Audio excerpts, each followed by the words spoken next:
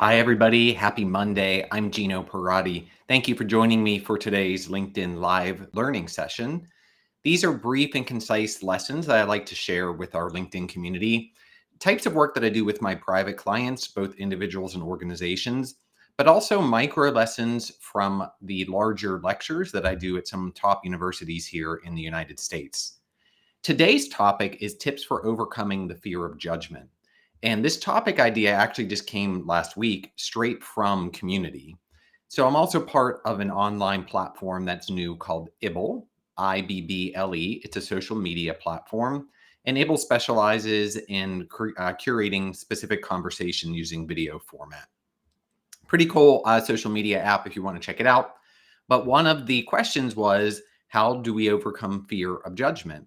And so, of course, that got me thinking about it. And I offered some suggestions on Ibble, and it forces you to do it in 60 seconds or less. So very concise. And I just had so much to say in that lesson that I decided to turn it into a learning session today, which will be around 20 minutes. If people are joining and would like to leave some messages, feel free to do that in the chat function. Of course, with LinkedIn Live, I can't see or hear you, but I can view your chat. So if you would like to say hello, tell us where you're joining from, that would be wonderful. And I'll answer questions throughout as it's appropriate. And if I need to save an extra 10 minutes at the end, I'm willing to go up to 30 minutes for the learning session. So feel free to say hello in the chat and ask questions if you'd like, make comments in the chat. So again, today's topic are tips for overcoming the fear of judgment. Let me introduce myself for those of you who don't know me. I am a communication expert. My field is called interpersonal communication, which basically means that we study relationships. So I have a master's degree in this, and I have been doing this work for over 14 years now. And prior to that, I have worked in the learning and development space for both the real estate industries and the banking industry. And then also, I had worked in the Olympic gymnastics facility, both as a coach for recreational gymnastics, and then later I was the manager for that facility.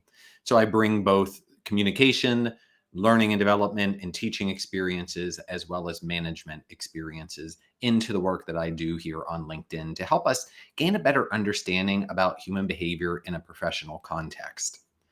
I call my work conscious communication because that's the theme of everything that I do, and certainly the theme of what we're going to get into in just a moment here, which is getting into the idea of emotions and how these emotions show up in our lives, often unconsciously. And the work that I do with organizations and individuals and students and clients, this work is to help us take that unconscious and switch it over into consciousness. Because when we have consciousness, that's where we can actually make strategic interventions. We can start to change the course of our lives and more consciously choose the direction, consciously choose the experiences that we want for our lives. And what I mean by that is, of course, we as humans don't have control over everything that happens in our lives, but we do have full control over our reaction to those things. And that's what I mean by control over our experiences, our internal world, the way we emotionally experience and process what's happening outside of us that we may not have control over. That's what I'm talking about. Okay, so the format for today, again, 20 minutes of this lesson. Feel free to say hello in the chat, tell us where you're joining from, and answer or ask any questions. I'll either answer them during the lecture or I'll save up to 10 minutes of Q&A at the end, which would be around 12:20 to 12:30 here in New York time. I'm joining you from New York City here in my home broadcasting studio. So the first tip that I want to talk about in this topic of overcoming the fear of judgment, and you'll see me looking down, by the way, at my notes, is to really ask, what is the emotion? What's the core emotion, the underlying emotion? We may think it's fear, right? I'm fearing judgment. And some doctors, some psychologists and therapists have said that fear is one of only two emotions. Some people have argued that we only have love and fear, and every other emotion is somehow linked to those two. Other emotion researchers say that there can be 87, 88 distinct emotions. Brene Brown has recently published a book called Atlas of the Heart that is talking about all the nuances of different human emotions, and counting through her table of contents, It's about 87, 88 different emotions that she covers in that book. So emotions can be a really broad topic and nuanced, as Brene had mentioned. So when we say that it's fear, that's tracing it back to that one stream of thought, one stream of study, which is there's only love and fear in human emotion. My experience is more in line with Brené's, and that is that emotions are far more nuanced. You may broadly classify things as positive emotions and negative emotions. So that would be love is positive, fear is negative emotion broadly. But I'm with Brené in that it is probably more nuanced in that because it allows us to talk about and better understand our experiences. So here's why this is important in this tips for overcoming fear of judgment. Is it fear or could it be anxiety? They feel similarly in our body, but when we really look at the essence of what fear is versus the essence of anxiety, there are some important differences that are giving us data about what's going on. And then this idea of consciousness again is when we truly understand what's going on, that's where we can go in and start tweaking things in our behavior that will change the outcome in a positive way. So here's the difference according to a recent article from the Greater Good Science Center out of University of California, Berkeley. This is an amazing program. It's an amazing website, and they deliver a weekly newsletter into your email. It's free. Highly recommend following them. It's greatergood.berkeley.edu, the Greater Good Science Center. The article was entitled "How We Misunderstand Anxiety and Miss Out on Its Benefits." So, in this article, it talks about how fear is an in the moment emotion for real and present danger. So, fear is now, it's a reaction to what's happening right now, and it's real, not imagined, it's real. Anxiety, on the other hand, according to this article, is future focused. So, it can feel similar in our body as fear, but it is happening about what we imagine the future to be. So when we don't know what to expect for the future, that's uncertainty. That's when we experience this thing called anxiety. So is it fear of rejection or is it anxiety of rejection? Why couldn't that matter? Well, if fear, according to this definition, is in the moment emotion and it's real and it's present, then it means we're actually being rejected in this moment and it's triggering this fear response, which is typically the fight, flight, or freeze response. But anxiety is future focused. So it's what we imagine. We imagine that we will be rejected. This is powerful. So listen up to this piece. Because if it's future oriented and it's not actually happening, but we believe it will happen, then we become conscious creators in making that a reality. So if we go into the situation expecting to be rejected, then we very likely will be rejected. Why? Because we go in enacting behaviors that are telling other people to that we expect to be rejected. And so they behave in ways that reflect that anticipated reality back to us. So that's really important. Is it fear or anxiety of rejection? The second idea under this, what is the core emotion?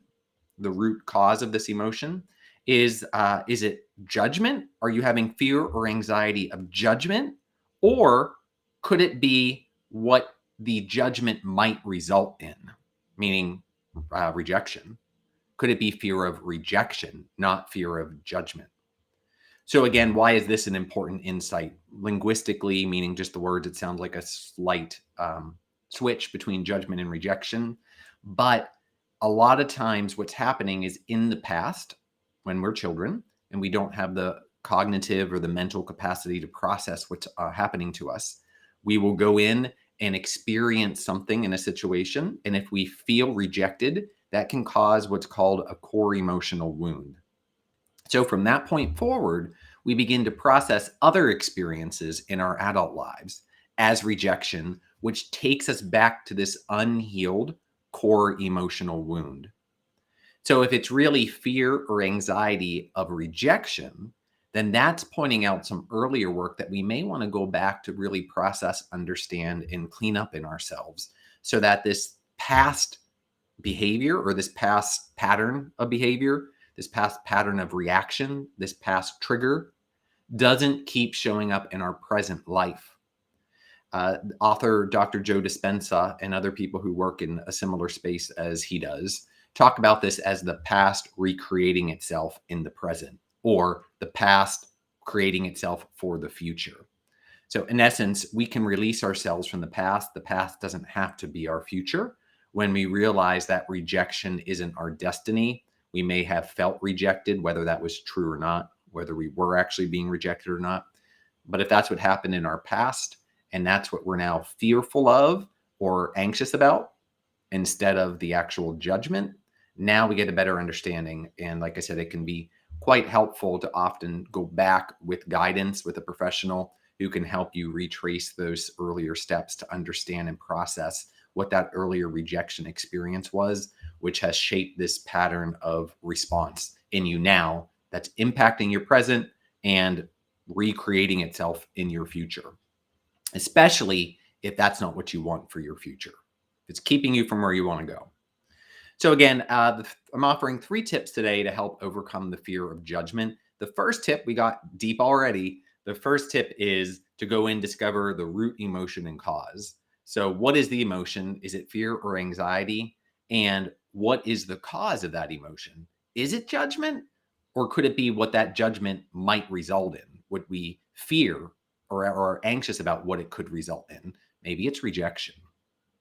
Okay, so the second thing is to question the interpretation. So this is focusing not so much on the fear of judgment part, but this is focusing on the fear of judgment part, the judgment in the title. So the interpretation, meaning that judgment is based off of our interpretation of something, some quality, some characteristic.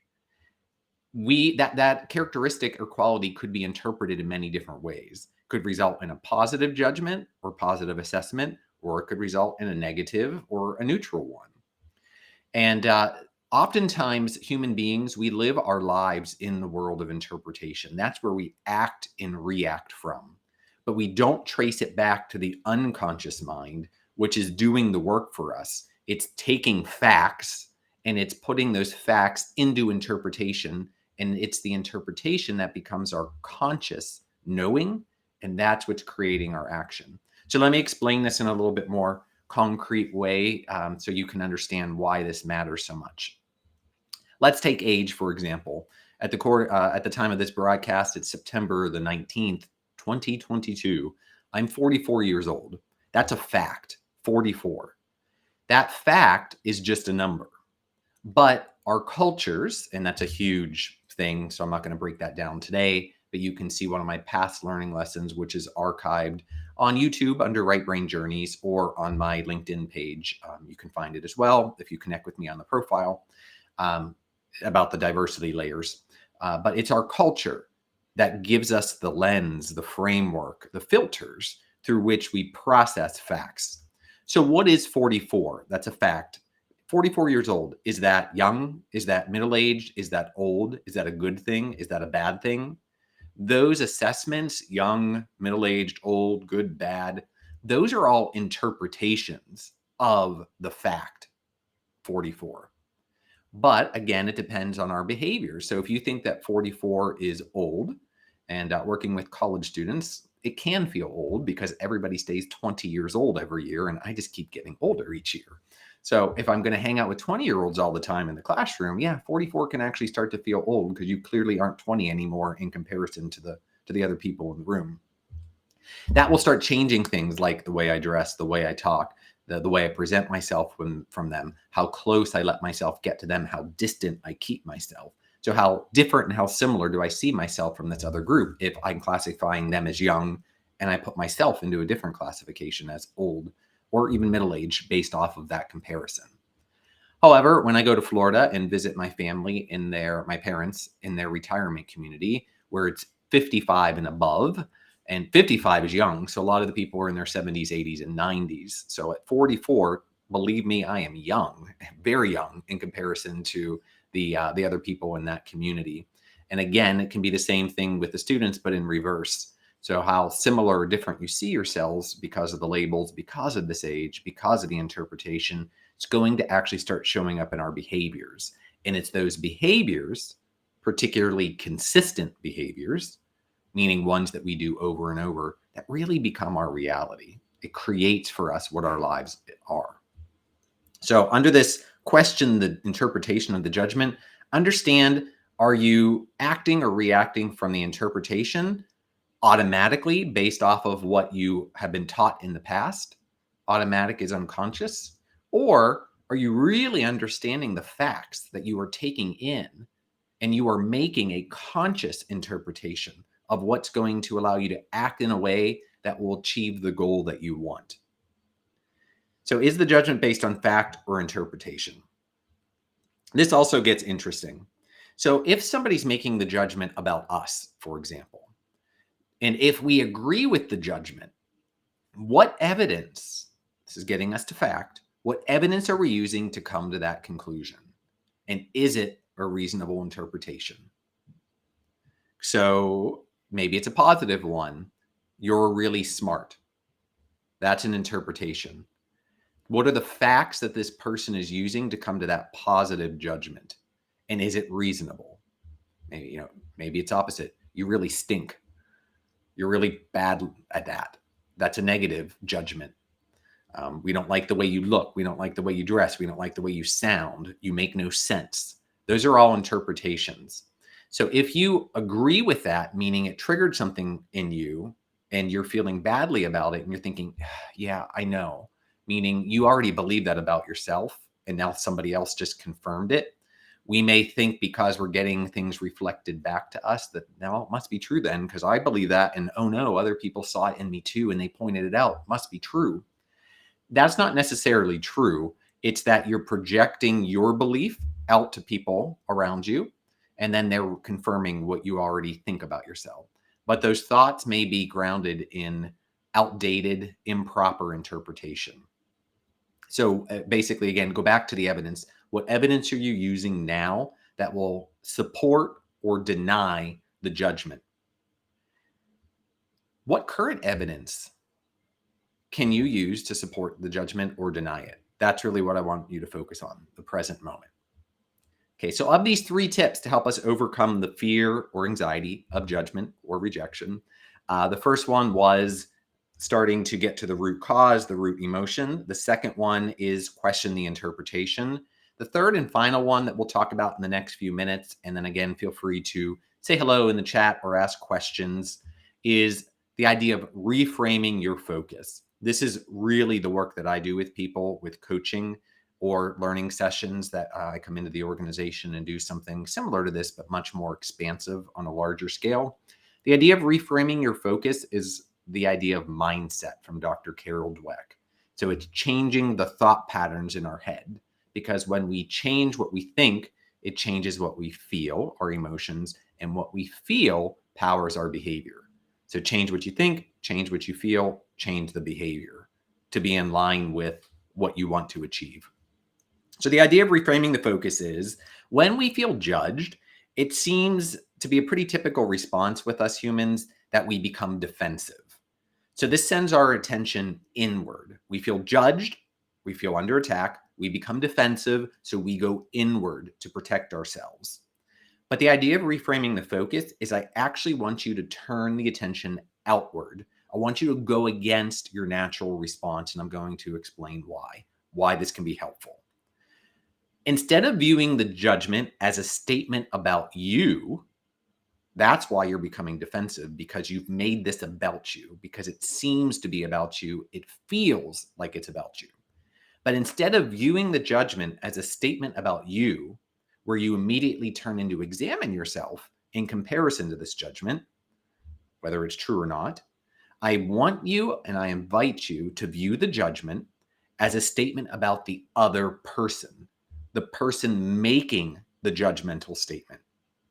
So instead of immediately turning inward and thinking about, is that true? Is that false? That's not true. Maybe it is true. Instead, immediately, I want you to switch over the line of thinking and be like, why would this person say that? What would be their motivation? What would be their beliefs, their values, their expectations, their goal? Why would they think it would be okay to say that to me right now? So that's what I mean. Immediately, instead of thinking all about ourselves, which is that natural defensive response, I'm inviting you to immediately get curious about the other person and switch it over to, I wonder what this says about them. And then you start interrogating in your mind, not interrogating them actually, but you start asking these questions. What are their beliefs? And then you can look at their communication, meaning their nonverbals, what they're wearing, the people they interact with, how they use their gestures, their posture. What symbols and signs are they sending to us about their values and their beliefs? That can help explain why they think it's okay to just go and make that judgmental statement to you. It says a lot about them. Also, then you can get curious about what facts or evidence might this other person be using to arrive at their judgmental interpretation. What might they know or what might they not know that's creating the judgment?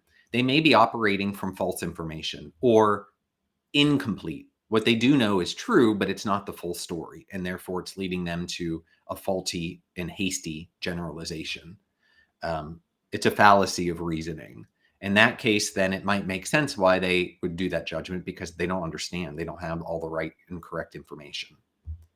So, what reframing the focus, this third tip, allows you to do, it allows you to refocus from yourself outward to the other person.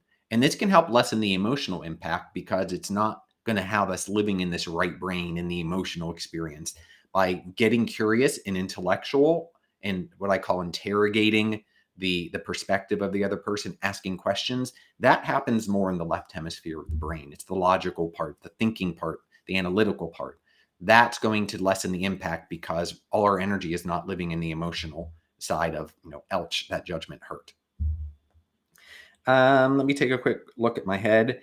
By getting more curious about the other person, it's literally not all about you anymore in your head. You'll gain a better and bigger overall picture of what's going on, a better perspective, and you'll gain a better understanding of how this other person thinks and feels by tracing back from their behavior. Remember, I said earlier, think, feel, do. Think plus feel equals do. So thoughts plus emotions equal action.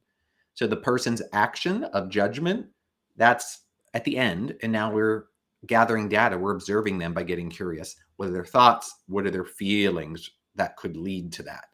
People tell us this stuff all the time if we're conscious, if we're paying attention, if we're gathering the data, the things they say, and the nonverbal aspects as well. It will empower us to understand their perspective. So that's the lesson for today. We took about 22 minutes here to do it. I'm monitoring the chat now. So if anyone's joining live who wants to ask a question, feel free to type in the chat. I'd be happy to do that. And I'm able to stay up until 12:30, which is 7 more minutes. So while I'm waiting to see if there's anyone who will add a question into the chat, let me just tell you about some additional ways that you can learn with me. The first one is that I have a monthly newsletter published here on LinkedIn that's entitled Conscious Communication.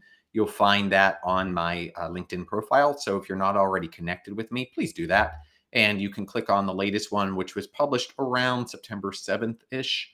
And from there, you can click the subscribe button. That way, at the beginning of each month, within the first 10 days of each month, I publish the newsletter on a communication-related topic, trying to help us become more conscious creators through the power of communication. When you click that subscribe button, you'll get my newsletter link from LinkedIn delivered directly to your inbox within the first 10 days of each month.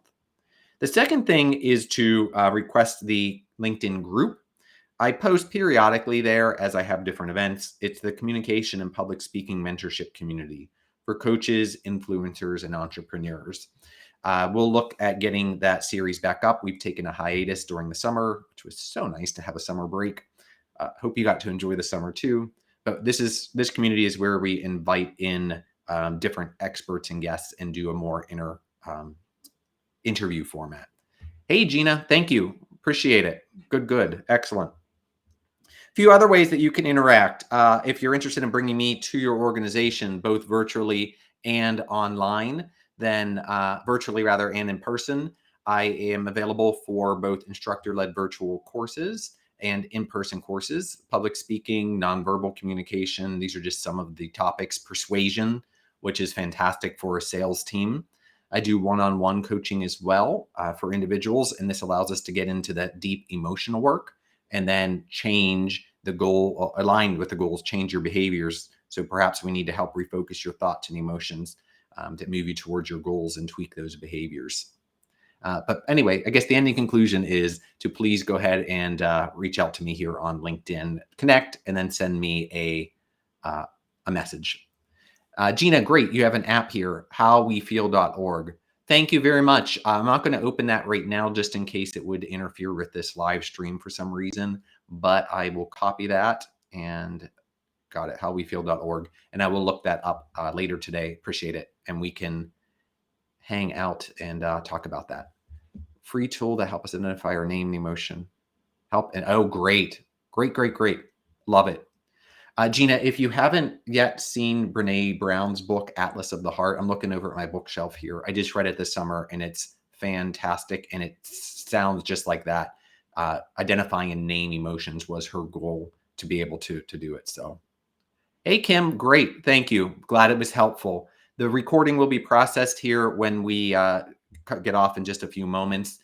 It'll be available on LinkedIn. I'm also going to put it on rightbrainjourneys.com YouTube channel. So you can go on YouTube and view it there as well. Feel free to share it within your network, Kim. I'm glad it was helpful to you.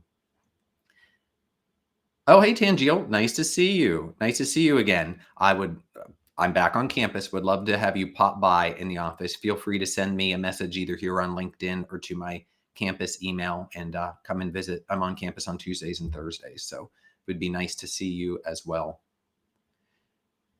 I'm just going to hang out here for a few more minutes in case you have questions. In the meantime, I'll tell you a little bit about what I did this summer, because if you go back and look at some of my newsletters from the summertime, you'll notice that I took off from the live broadcasts. The last live one I did was June, and I dedicated July and August to really retreating in a positive way. I went to Italy for a week. I carved out, unfortunately, only a week, but I carved out a whole week where nothing was happening except parking myself in one of my favorite cities, Bergamo. It's near Milan, for an entire week. No emails. I did a few social media things, but that was for fun because I enjoyed doing it. No emails, no deadlines, really giving myself both physically, or I guess it's more than two, physically, emotionally, and mentally a break. I just needed to take a break from working so much. It's fun doing this work, but it's intense. It's a lot of mental and emotional work, and that eventually ends up impacting the body. So it's been a wonderful summer, just relaxing and letting my body rest along with my mind and experiencing other things. For those of you who don't travel that often, or perhaps you haven't been to Italy, I've been all over Europe. Italy's my favorite country. It's part of my heritage, but it's also because it's a multi-sensory experience. The smells, the tastes, the sounds, the touches, it's just intense in the most, for me, wonderful ways. And I feel so vibrant and alive and reconnected with something deeper that I tend not to get when I'm just working all the time here in the US. Good, Kim. We're going to read your comment here. It's the fear of rejection. Yeah. Yep. That totally makes sense, Kim.